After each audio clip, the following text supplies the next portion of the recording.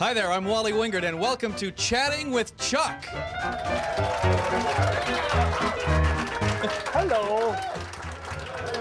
Good to see you. Hi, Wally. Hi, what we've assembled here tonight is a group of fans and friends who love you, and they love all different aspects of your career. And we said, hey, you know what, let's get together and have a Chuck Love Fest. Oh. These people have been touched by your abilities in all sorts of different ways, and we're going to hear from them tonight. It's a very informal Q&A session. It's nice to have you here, nice to see the puppets here, and nice to see some people that you've worked with in the past, and we have a few surprises. So let's just start it off with, you started as a child performer, right? Yeah. I was actually 6 years old when I first started. My dad was working at CBS on a radio show called It's Maritime. And I used to go with him to the studio. And one day the director saw me reading along with the script. And he said, hey, Val, is your son really reading? And I said, he said, yeah. He said, he can read. He said, well, there's a part next week, and that's how I did my first radio show. And this was in New York. Now, you're from New York originally, right? Yeah. Somebody told me last week that you are like Elvis in New York because you started in the 50s as one of the pioneers of television, on television, live television, very little tape or film in those days, doing a children's show. Yeah. Actually, I started back in the, it's actually the 40s when I first started. And there was a station called Dumont, which was Channel 5, and it was in a department store downtown. And then they moved uptown to 67th Street, and that was Dumont. And I used to walk around the halls of Dumont, and there was a little old man that would come up, hello, Charles. I'd say, hello, Dr. Dumont. How's it going? And this guy invented television. I mean, he invented the picture tube. And so that's how early it was. It was really early. Mr. Dump is a great escape artist and a great lock picker. Well, Shorty, right here in this dressing room is Mr. Dump. Mr. Dump, can we have a fanfare, please? Mr. Bumbo Dump.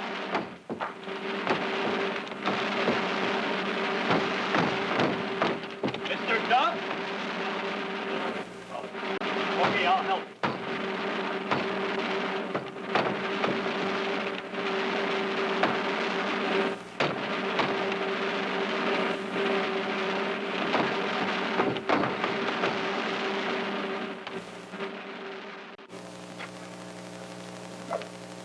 Mr. Bumbo Dump.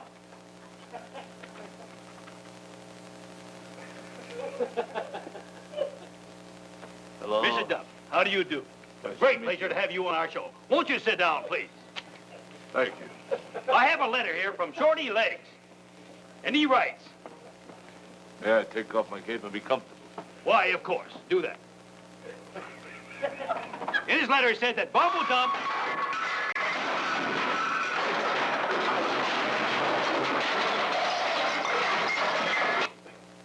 Forgot to take the props out of the cape. Sit down, Mr. Dump. Thank you. In his letter, it says that Bumbo Dump, Feet off of my cape. Bumbo Dump was dropped from a helicopter hovering 15,000 feet over the World's Fair. Mr. Dump, can you... Excuse me.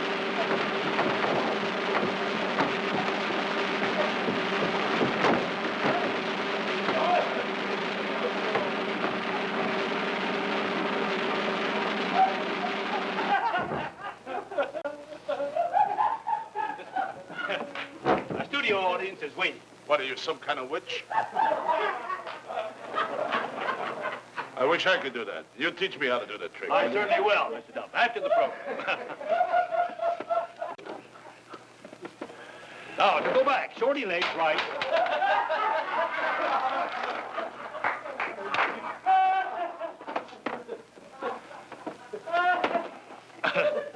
Won't you sit down, Mr. Dump? And it said in his letter that Bumbo Dump, which is you, was dropped from a helicopter hovering 15,000 feet over the World's Fair with his hands tied behind his back and a blindfold over his eyes.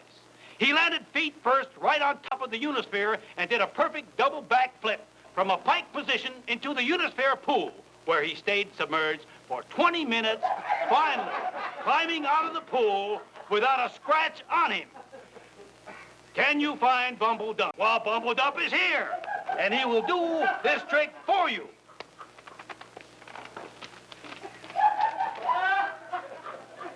What, is this kid out of his head? I'm not gonna do anything like that. That's a Oh, you're one not? time. No, I did that once. Expressed. Yes, don't. I'm never gonna do that. What about, Mr. Dump, what about the Crazy? bomb trick? What bomb trick? You know, where you put the bomb in your mouth and you light the fuse and... I'm gonna do the famous rope trick that I'm famous for. No, but It's easy and it's a good visual effect for the... Tie me up to the This shorty chair. kid says that he'd like to see you do the bomb trick. I don't want to do the bomb trick. Do the rope trick. Oh, all right. You want me to tie you up? Just tie me up. Okay. Now you'll notice, ladies and gentlemen, Yes. as he Okay. ties me up, Here, tie that. just within a matter of seconds, I will be free. As if by magic, the universal hand coming out of nowhere shall free me. And just a matter of seconds between your very eyes. Is everything tight? All set, mister. Stop.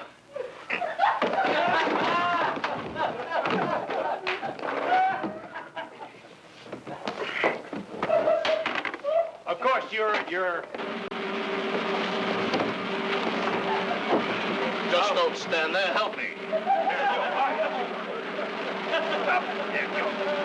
Now, you're going to get into this box. Is that the idea? All right, I'll do the dynamite trick. Untie me.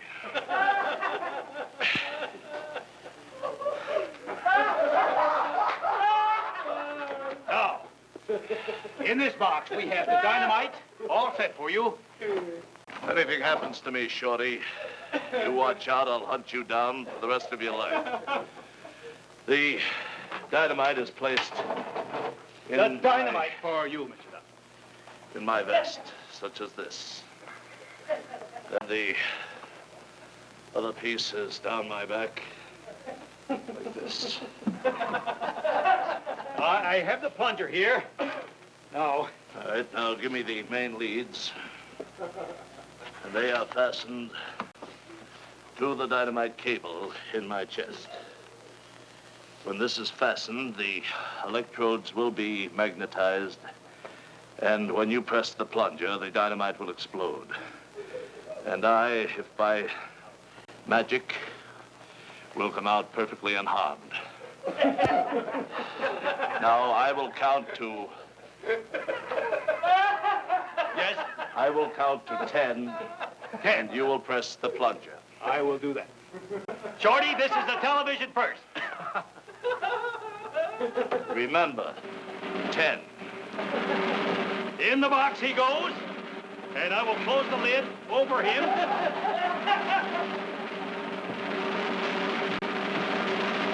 One. Two. 3. 4.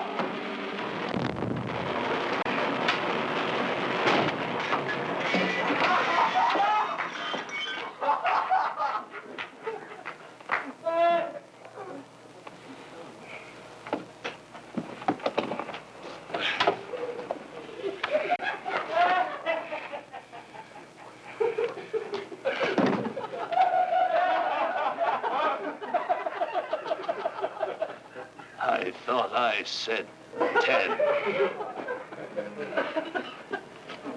1. 2. I'm sorry. Sorry, Mr. Dumb. 5. 6.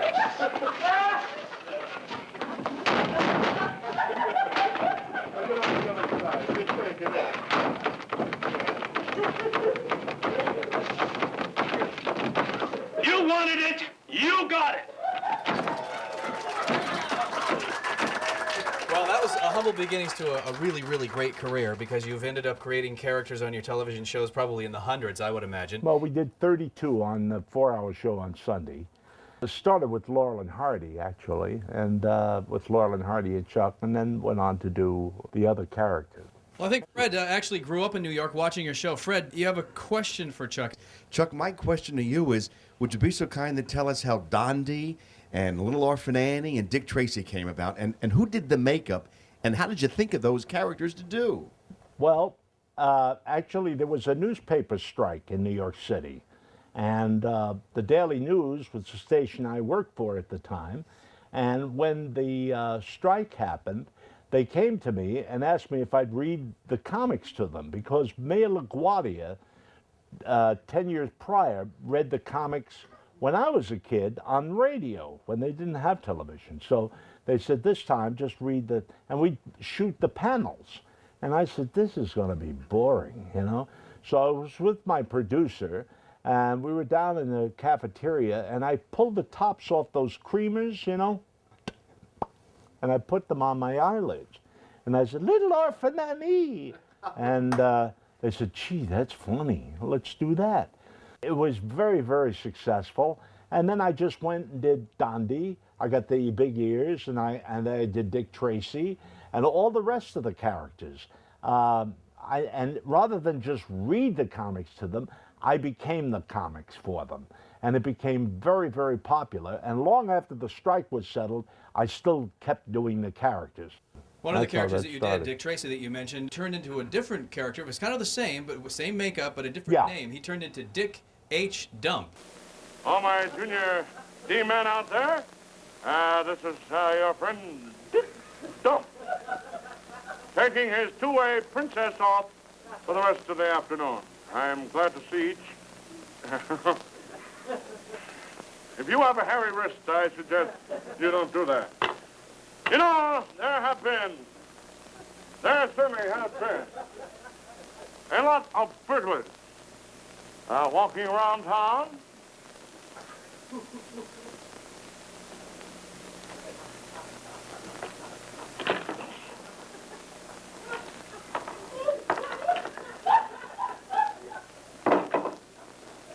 As I say, there have been a lot of burglars walking around town absconding with funds, things from folks' houses. That's right, unscrupulous men right here in your city, right here in your city. Yes, sir. What are you going to do? What are you going to do? I'll tell you what you're going to do. Yes, sir. We're going to get a boys' band. No, wait a minute. You're going to get a burglar alarm system, right? Right. All these burglar alarm systems, they all look good. But do they work? Of course they don't. No, sir. Let's take a look at the first example of all the junk that's been perpetrating the market today. Take a look at this one. This is a burglar alarm system to wake you up in the middle of the night. You take these bells, hang them over the door, right? Now, when the door opens up, do you get a burglar? No, you get the ice cream special of the week. That's what you get. Now take a look at this one. This one you put on the floor, right? Right? You put it right down there. When the burglar comes out, he steps on it. You get the burglar. No, you get a bellhop that steals all your luggage. I just want to talk to you folks for 1 minute. Now, let's use our old canoggins, right? Now, take a look at this. This is Exhibit B in my group. This, it looks like a net, right? Sure, it's a net. And you place it over one window like this, right? And you place it over one window like that, right? Looks like drapes, right? Looks like ratty drapes. Now, also, this burglar alarm comes with 3 sticks. You pass 2 out to your friends. And when the criminal comes through the window, you belt him.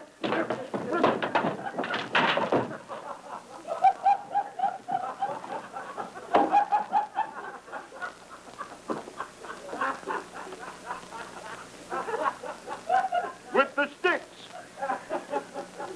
Now that sounds good, is it? Logical. But is it? No. Because where are you going to get 2 friends to sit up all night waiting for some crummy burglar to come through the window? Yeah. Now, we come to my burglar alarm system, the Dick H. Dump system. See this key? You simply attach this into the Dick H. Dump burglar alarm system disposal unit, and it does dispose all. And you wait for an unscrupulous man to come in through the door. Now, I'm selling these at a very low rate to my friends out there in television land. You may call it moonlighting, but it's the way I make a little revenue up on my wrist. Here a minute ago. Hello? No. Oh. Hello? Bunk? Bunko Squad? Hello? Oh. Yes? Hello? Hello? Yes, Alice. Yes. The chief, put him on. Yes, Chief. Me? Moonlighting? What burglar alarm system?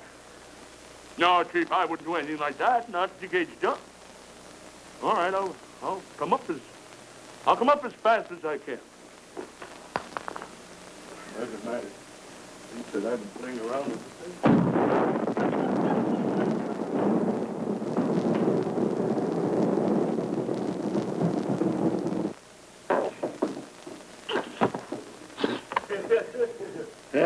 I got up as soon as I could, Chief. Now, what's all this about moonlighting? I don't know if anybody knew it here, but you were the original voice of Sonny the Cuckoo Bird in the Cocoa Puffs commercials. Up Cocoa Puffs. Yeah. And you also did Gramps as well. I did the other character, Gramps. Who they don't have Gramps anymore, but Gramps was like this, was like kind of like, hello, Sonny, come on over, get your Cocoa Puffs. Okay, Gramps. Hop, go for Cocoa Puffs, go for Cocoa Puffs, go for Cocoa Puffs. You know, and that was. They came in with the bird and a draw. I said, what? Because they had no idea what they wanted to do with this bird, you know. So I said, what does he look like? And I see this thing going like this, you know.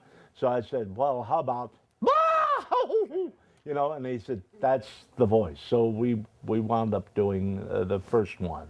So you're in Los Angeles and you have a really, really huge career going. You've done commercials, you've done movies, you've gotten great reviews, you have a huge fan base. The next thing you decide to do is television in a Croft show called Fire Out Space Nuts. Anybody roll? Thank you. What it was actually they found Bob Denver was available, and God rest his soul, man. I mean, that Bob Denver was the best. We had more fun on that show. I think we all remember that show. Yeah. Here's something else you may remember, a little surprise for you. Come on up. Hey. Patrick Denver is here. Bob Denver's son. Oh, hi. Oh, Pat. Oh, sweetheart. How are you? Oh, wonderful, wonderful. Look at 30 him. years since we've seen each other. That's right. He was on the set with Bobby. Oh, man, look at that face. There's Bob.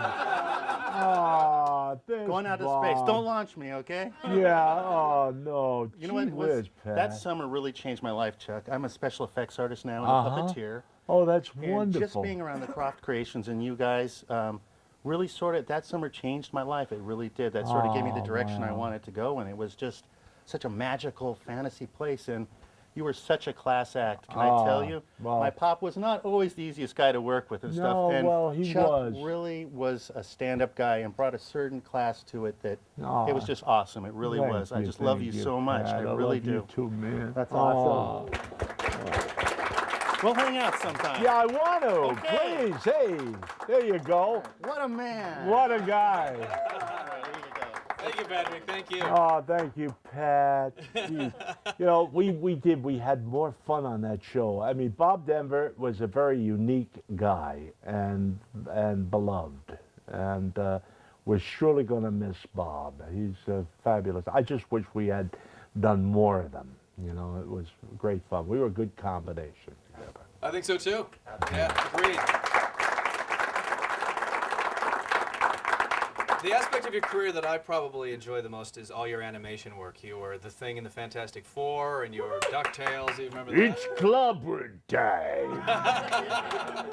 Yeah. And you remember your DuckTales voices? Oh, yeah, I played Duckworth. Oh, dear, Master, you are doing, Louis.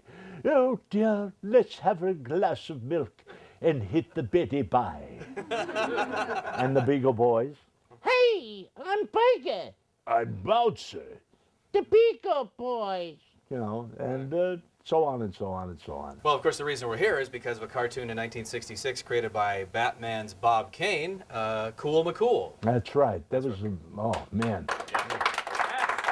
As I was researching the show, I started listening to the voices going, wow, 90% of these voices are Chuck McCann. Actually, I was doing the show at PIX, and Al Brodax was up at the station quite a bit because of all of the cartoons that we ran from King Features were there. And so he asked me, he said, I've got one coming up with Bob Kane, who created Batman, called Cool McCool. Would you like to do the voices on him? And I looked at the schedule, and I said, oh, man. But there was this wonderful voiceover actor that I worked with. Now, Carol Corbett, who was also working at WPIX at the time, did all the female voices. And Carol is living in New Jersey now, and she's very well. I spoke to her on the phone the other night, and she sends her love to you. And she is a great, great character on the show. She does all the... She was the June Foray, who is, you know, the best. She was the June Foray in New York. And she did some great, great characters on the show, as you'll see. They wanted to do a Benny. I did, you'll see, Jack Benny, you know. It was but Bob McFadden did a better Benny than I did. And I said, why don't we get McFadden to play Cool? Because that's the kind of character they were thinking of. And McFadden was fabulous. We worked many, many times together. And he did several of the other voices in the show. And I did all the villains, most of the villains, and all the other characters. See if you remember the owl. Yes, the owl was kind of like a little bird more. and number... Hurricane Harry. Yes, Hurricane Harry had a lisp because he had one big tooth right in the front of his mouth. So Hurricane, and I kind of looked at these characters and kind of put them in my head. Now you get up there, and we didn't have multiple tracks like you have today. We had to go in and cut them like you would a jazz musician. So we were running them, and to keep the price down, we would just cut these things going from character to character live. And it worked. And, you know, without looking at these elaborate storyboards, they then animated to our attitudes, which was wonderful. And the designs on these cartoons were the best. It has a cutting edge to the animation. It's one of the best designed cartoons, I think, since, and then very much like Jay Ward. It has that kind of a feel to it. And it was just wonderful when we saw them back again. It was just amazing what they did to our voices. They really captured them. The enemy is almost within our reach. Well, maybe I shouldn't eject you from the office this time. My head's too big for the hole. I'll have to let out some air. Number one has secret formula G22, the formula for the plutonium bomb. A bomb so powerful it can destroy entire cities. What did he say, Harry? What did he say? You have a friend over there, McNasty, right? Next to you? Oh, yes. Oh, Can you yes. still do McNasty? Yeah, oh, yeah, yeah. We'd love to see some McNasty. McNasty, right? Yeah. In Chuck's home theater, he has all of the puppets under plastic. They're in great shape, and they're being very well cared for. Yeah, son of a gun keeps me under plastic. Well, you're laughing. How would you like to have a rod up your back? Son of a gun. Hello, folks. Well, please, send in a letter. Get McCann get me off the rod. I just want to sit out, watch a little TV like everybody else. It's a funny, a strange thing, about us. One thing I'm grateful for. I look exactly the same as I did 40 years ago. Look what's happening to McCann.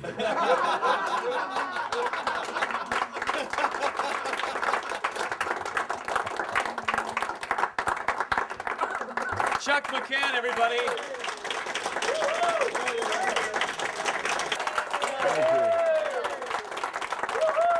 Thank you.